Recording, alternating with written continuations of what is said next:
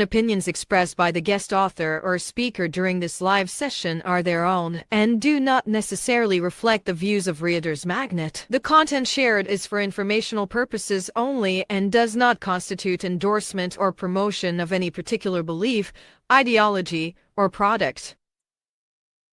Hello, authors, book lovers, and storytellers. Welcome to another awesome day here at RM Hive. You are tuning in to Reader's Magnet's featured author interview.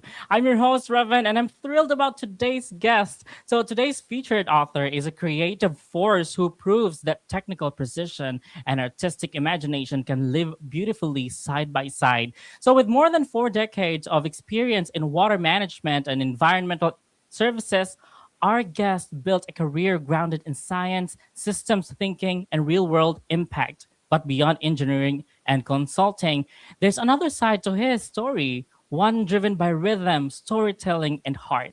He is an avid musician, composer, and producer who brings the same depth and discipline to music as he does to his professional life. Please join me in welcoming our featured author of 4 Minutes Past Midnight, A Moment in Eternity, Sanjay Srivastava. Hi, Sanjay. How are you? Thank you for joining us here today. Hello, everyone. I am thrilled to be here. Thank you very much. All right. So, for all our viewers out there, Sanjay Srivastava's book, 4 Minutes Past Midnight, will also be featured at our booth at Olympia London during the London Book Fair this coming March. So, I hope you check his book. It's called 4 Past Midnight. This is the book cover right here, and it's by our featured author today, that's Sanjay Srivastava. So, Sanjay, can you tell us what is this book about? So basically, it's the story of my father for a very short period in his life. And why it's significant is that it was an untold story and it was declassified around 2010 by his own volition. For several reasons, as you'll see in the book. So it was part of an oath that I gave my father that I will put this story so that everybody can read about things that he had done in his young life, and so that is just kind of the general theme of the book. But there is an underlying theme as well. In Asia, especially Eastern Asia, a lot of the history that you read, especially in the English language, are Western sources, right? And one of the things I want to convey to the readers is history in Asia, especially Eastern Asia, is very closely tied to culture, right? True. Unless you understand the culture, you cannot understand the history. So in some way, in a small way, I am hoping to change perceptions of people about the history that is reported today of that time. Yes. And you know what? The title actually, I really love the title because it's so unique and kind of specific, 4 minutes past midnight, a moment. And I actually love that. So, so, Do you know what it means? yeah, I don't know. Is it this Okay, so 12:04? 4 minutes past midnight is the time of execution of my father. Hmm. All right, so that's why it's very, very important. A Mm-hmm. moment in eternity comes from Mahabharata, which is the Bhagavad Gita, the Hindu holy book, Mm-hmm. and it says that souls live a different timeline. They live in a different quantum mechanics Mm-hmm. space than human beings, Mm-hmm. and what we feel is just moment is eternity for the soul. Wow. That's actually really interesting to know. Four It's minutes what past it's midnight. what It's Krishna actually. it's what Krishna tells Arjuna when he's Mm. on the battlefield. Mm. And in this book, Sanjay, do you have a favorite line? Can you share your favorite line from your book? I will share the second to favorite. The favorite line, Mm-hmm. if I share it, it's a spoiler alert. So I Mm-hmm. want people to envisage and enjoy the favorite line as they read it, because if I say it now, Mm-hmm. it will ruin the ability to Mm-hmm. enjoy the book. But I will give you the second favorite line is the very last line in the book. Mm-hmm. Uh, and the very last line in the book reads like this: I step out of the Alipur jail for the first time into a Mm-hmm. free India. I turn around and look back at the foreboding structure, thinking, Mm-hmm. what an amazing story I have to tell. But then, who will believe me? Mm, that's really nice. Just you know, this is one line there, two lines, and who would? I love that question. That really that last line there. It kept me thinking. Who would believe me? Like, yeah, it's a really good line right there. I'm excited about this book. So, we already explained a while ago, or discussed a while ago, that this actually deals with your father's journey as well. So, what or who inspired you to write this book? So it was in the early 1980s that my father and I sat down and started planning this. By the way, my sister is also a very renowned author. Mm-hmm. She also had a lot of inputs, and it was at that time that he asked me to give him a promise that I will put between us, we will put this story out for the world to see, to read, and caution themselves if Mm-hmm. wherever necessary. But I could not publish it, or I could not do anything for 20 years after his death because of some of the classified information it contains. And so when I started writing in 2010, I realized there were Mm-hmm. a lot of gaps. Just the math didn't work, the timeline did not work. Some of the experiences didn't mesh. So I had to do a lot of research, talk to over 50 people in 4 different countries Mm-hmm. to figure out a way by which I can tell the story, which holds, maintains all the facts, all the things that he's Mm-hmm. gone through, but also inject a certain level of precision, if I can say that, a certain level of reality, and a Mm-hmm. certain level of humor and human pathos into the book. Nice. So, what do you think your readers will take away after reading this book? Number one, be tolerant. Uh, Mm. the entire world doesn't look like you, doesn't speak like you, don't believe the same things. So Yes. tolerance is something you got to practice. Number one, keep an open mind. Things Mm-hmm. happen in different parts of the world for different reasons. If they Mm-hmm. seem not right to you, understand the Mm. culture first. So Yes. it's just to reawaken people that you know cultures, borders, language, uh, Mm-hmm. all mean something. True. True. You know If what? you I want to really be a love true, that. if you want to be a Right. true Homo sapien, if you want to be a true human being, you cannot go anywhere unless you understand these things. Yes. Yeah, I agree with that as well. So understand the culture first. That's actually a really, just a simple thing to say, but it's very powerful. I love that. And for all our viewers out there, the book is called 4 Minutes Past Midnight. So this is the book cover. And again, Sanjay, what lesson will your readers learn from this book as well? So the very simply, especially today, where there are Mm-hmm. so many facts that are fake, Mm-hmm. True. right? There, you used to be when I was growing up, you got the newspaper and you accepted everything in the newspaper to be true. Mm-hmm. It's sad can no longer say that anymore because the mass media is just putting stuff in there without checking, without fact Mm-hmm. checking. So in this timeline of in this period of very so many sources of news coming at you, and you're unable to figure out which is true, Mm-hmm. you have to question everything. And so that's True. that's what my father did. He questioned everything. That's what I Yeah. did when I started writing his story. I questioned everything. This is what I tell the readers: keep an open mind, be tolerant, but question everything. Yes, I love that. Keep an open mind, be tolerant, but question everything. I Trust, but verify. Yes, trust but verify. So, I know this book actually has a lot of inspirational things, especially for all of our viewers out there. And I just wonder, Sanjay, what is your work schedule like when you were writing this?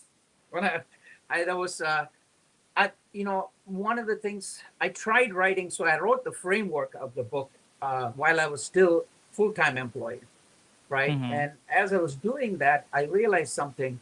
I said that if I have to really pour my heart into this, and I'm that kind of person, Mm-hmm. if I have a job, I pour everything into it, that I cannot do it justice while I'm working full time. So when I went part time, that's when I started focusing on it again.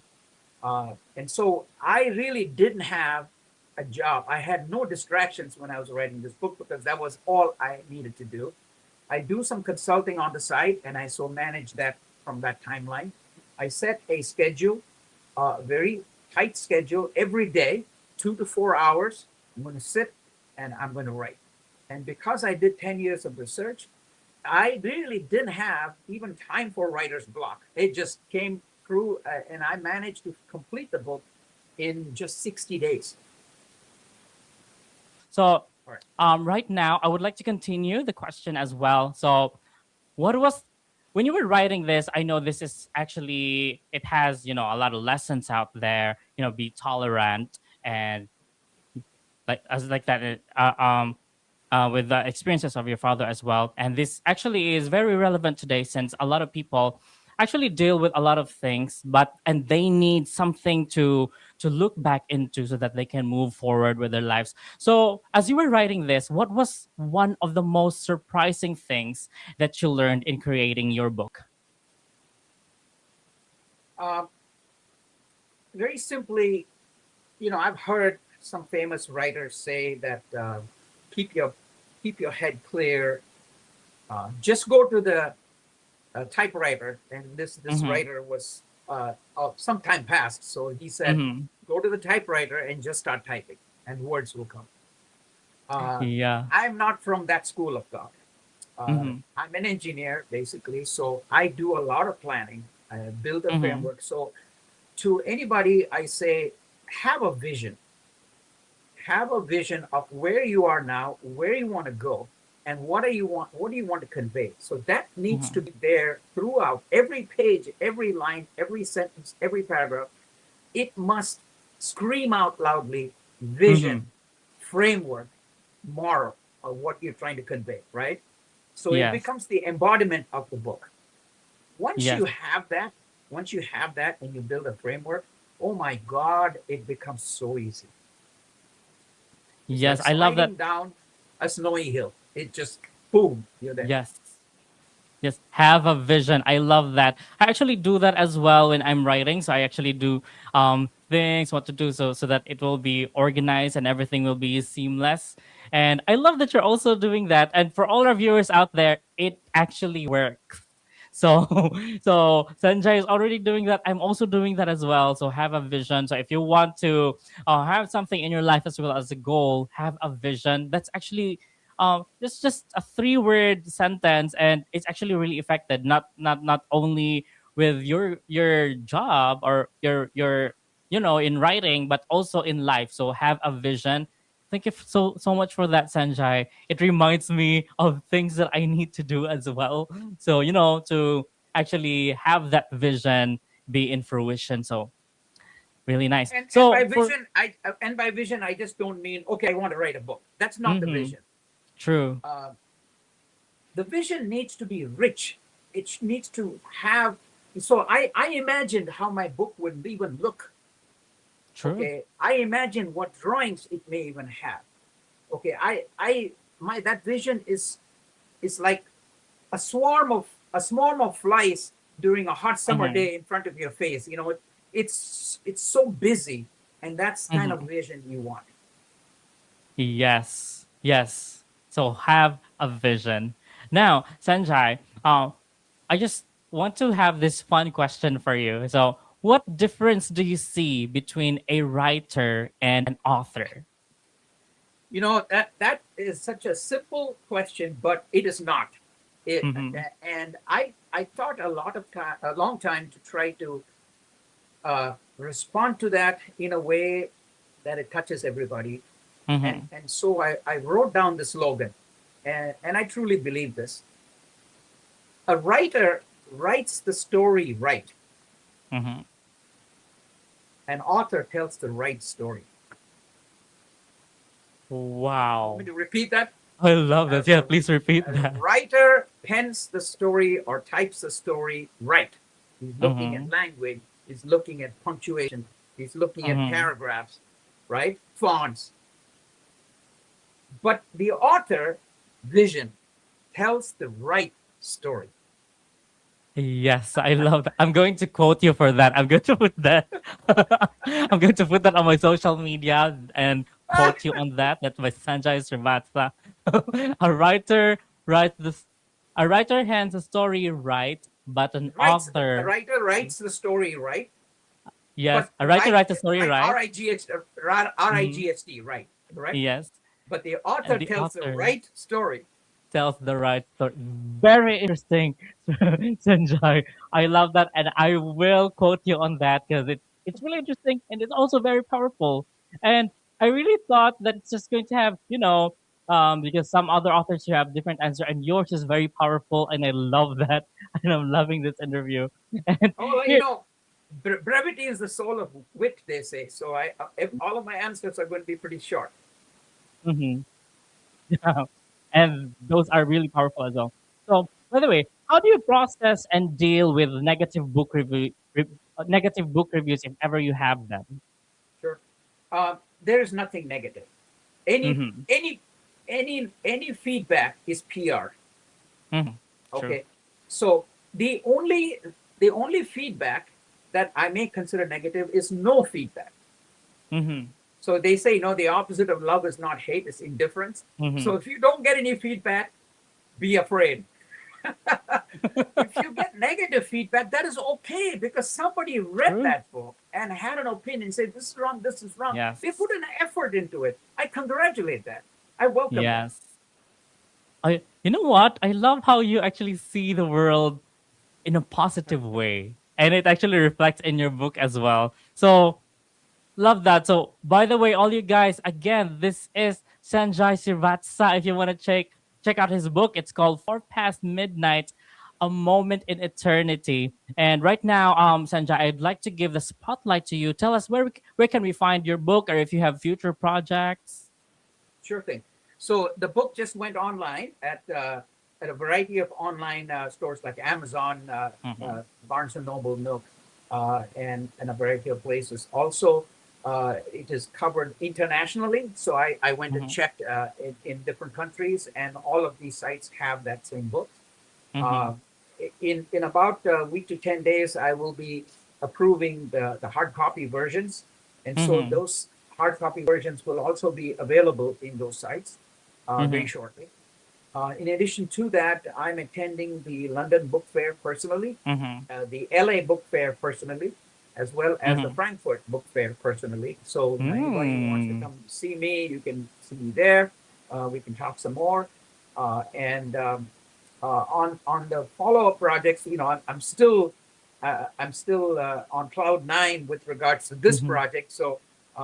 So I'm not giving much thought, but I already have a couple of projects in hand. Mm-hmm. One of them is a poem that I wrote back in 2004, Mm. which I'll be putting together in the form of a book. It's about the city I live in. Mm-hmm. It's called Lafayette. And then there is another book planned, which is more like a science fiction uh, kind of book. Mm-hmm. So both of them, basically, the third book is, if you go around the world, you will see a lot of oddities, Mm-hmm. things that science cannot explain, things that physics says, right? Things that Mm-hmm. make you wonder, how the hell did this happen? Uh, I have studied these, and again, this is a science fiction, and I'm Mm-hmm. connecting all of these oddities to one central occurrence. Mm-hmm. All And right. so So that. the protagonist, kind of, who's a scientist, Uh huh. steps back to look at the entire forest, the entire cosmos, so to speak, Mhm. and begins to understand that these are not oddities. These are reminders. These are pathways. These are milestones that we don't Yes. understand today, but we will sometime. Wow, I'm so excited about this project as well. But first, I would love to read 4 minutes past midnight first Yes. before I go there. So once again, for all our viewers out there, once again, our featured author today, Sanjay Srivatsa, and get your copy of 4 minutes past midnight. This is available on Amazon and Barnes and Noble, and I believe this is already also available on your website, www.sanjaynet.com. Yes. Yes, please get a copy of this book. And Sanjay will also be with us. He will be at the London Book Fair. His book will be displayed in our book, and he's going to be there. You can check him out as well. You can let him sign a copy of your book. He will also be at the LA Times Festival of Books and in Frankfurt, right, as well.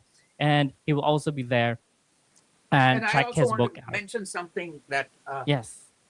in this book I have captured some Mhm. documents, the original documents that are quite valuable historically. Mhm.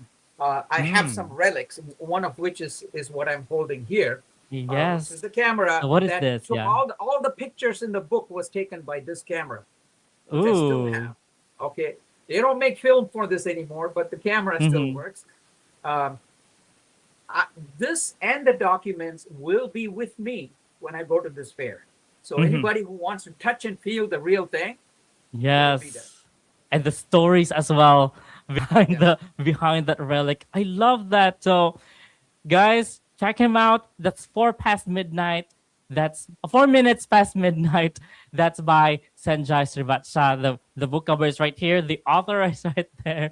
So remember his face, his name as well, because we might not know it's our next bestseller. So and guys, Sanjay, it has been an awesome time with you here at Readers Magnet. Thank you so much for gracing us with your presence. My pleasure. And guys, let's open the pages and unravel the secrets of your personal odyssey because I believe that your ink never runs dry. So go tell your story, storyteller. This is your host, Revan, and our featured guest today, Sanjay Srivatsa. And as we say it here at Reader's Magnet, we share your story with the world. Bye for now. Stay awesome.